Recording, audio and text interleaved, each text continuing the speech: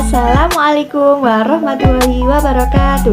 Perkenalkan, kami dari kelompok 7 dengan anggota saya sendiri Aristalia Febrianti dan juga rekan saya yaitu Intan Sarismatul Mufidah. Di sini kami akan mereview rangkuman kelompok 5 dengan judul kurikulum prototipe dan juga kurikulum darurat.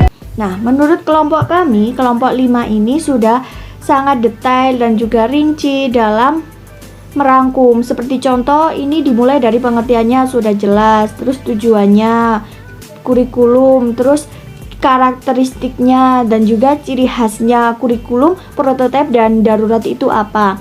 Nah, terus itu menurut kelompok kami juga karena adanya COVID-19 pada tahun 2020 yang sangat booming sekali dan juga sangat ramai, sehingga pemerintah itu harus mengganti kurikulum yang awalnya itu tatap muka menjadi online, yaitu diberlakukannya kurikulum prototipe dan juga kurikulum darurat. Awalnya kurikulum darurat, kemudian kurikulum prototipe, itu sebagai lanjutannya ya. Nah, namun kelompok kami ada pertanyaan mengenai rangkuman ini, yaitu yang pertama, apakah indikator tujuan dari kurikulum prototipe itu sama dengan kurikulum 2013?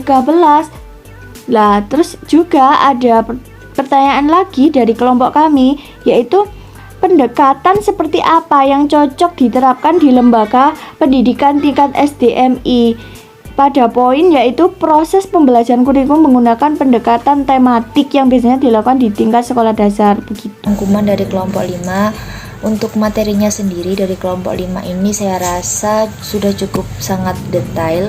Seperti rangkuman pada umumnya, di sini penulis menyertakan pengertian, menyertakan karakteristiknya, macam-macamnya.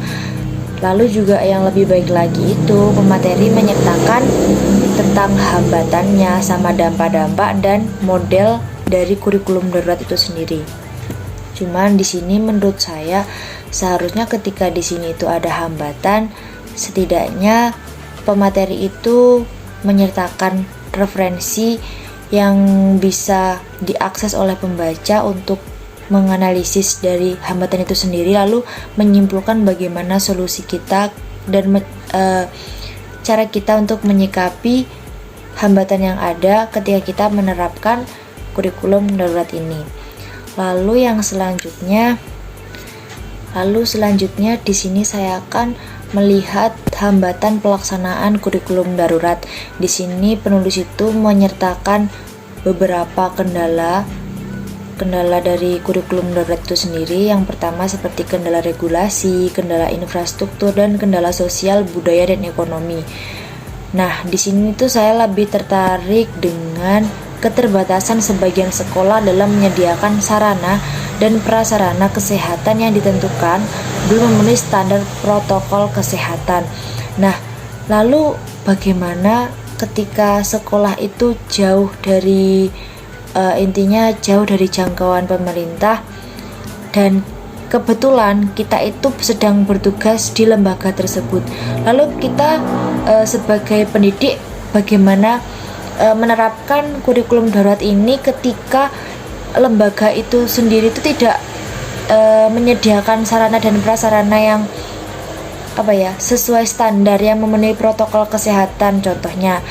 Nah, itu yang menjadi pertanyaan saya. Mungkin itu saja, sekian dari kelompok kami. Terima kasih dan selamat belajar.